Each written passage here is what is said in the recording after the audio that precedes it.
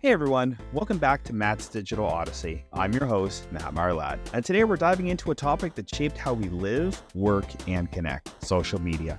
From Facebook's early days of connecting classmates to TikTok's rise as a creative powerhouse, social media has transformed the way we engage with the world. But here's the headline: TikTok is officially banned in the US.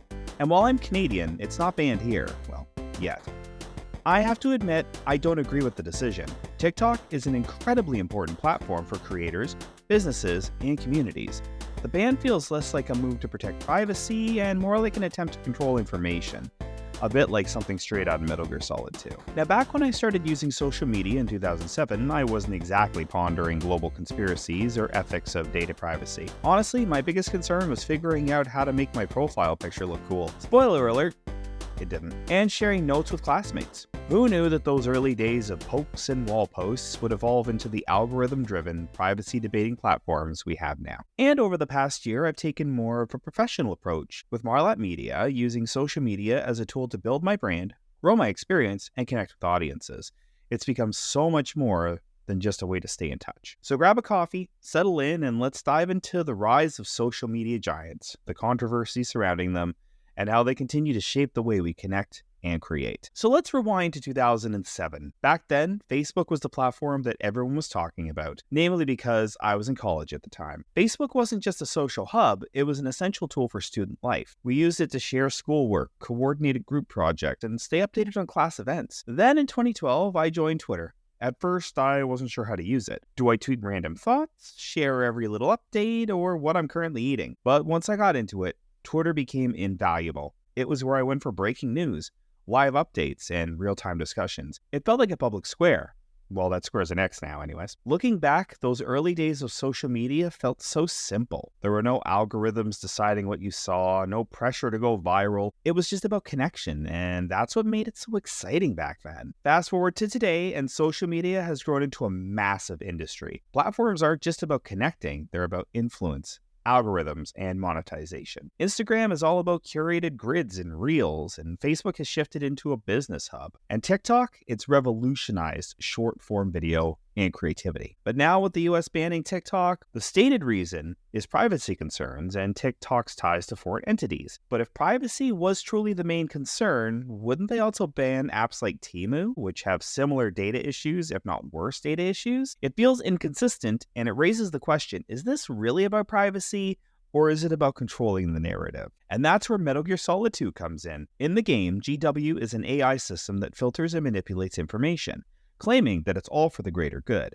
But in reality, it's about silencing voices and controlling what people know. It's a cautionary tale that feels eerily relevant today.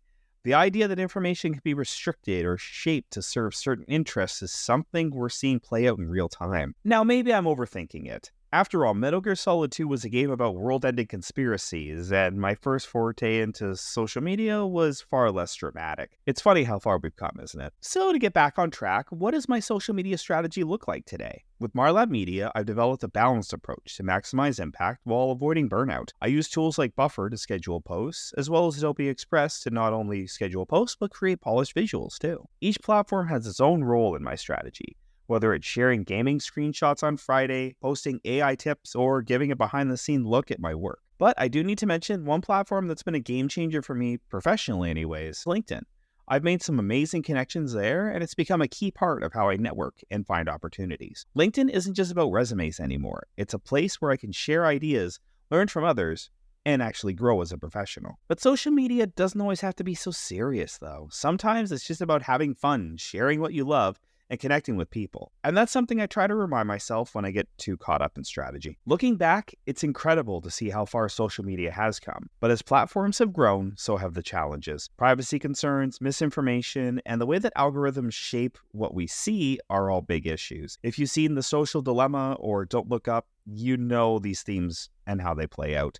They remind us of power and the dangers of social media. As for the future, AI will probably play an even bigger role. Platforms are already using AI to personalize feeds, recommend content, and simplify content creation. But as these tools get more advanced, there's a risk that social media can become even less transparent. I hope the platforms find a way to balance innovation with authenticity and keep focus on real connection. For me, I'll keep adapting, experimenting, and growing. Social media has come a long way since 2007, and I'm excited to see where it goes next. Hopefully, it's a direction that empowers creators and fosters meaningful connections rather than sucking all the life out of it, and doesn't let people get lazy with their postings and fosters meaningful connections. And that wraps up today's episode of Matt's Digital Odyssey. What do you think about social media's evolution? Do you disagree with the TikTok ban? Is Metal Gear Solid 2 coming true? Or are you just more of a casual scroller? Hit me up on social media at Marlat Media. Let's chat. Next time, we're bouncing back to gaming, and I'm going to be talking about, that's right, the Nintendo Switch 2 and backwards compatibility.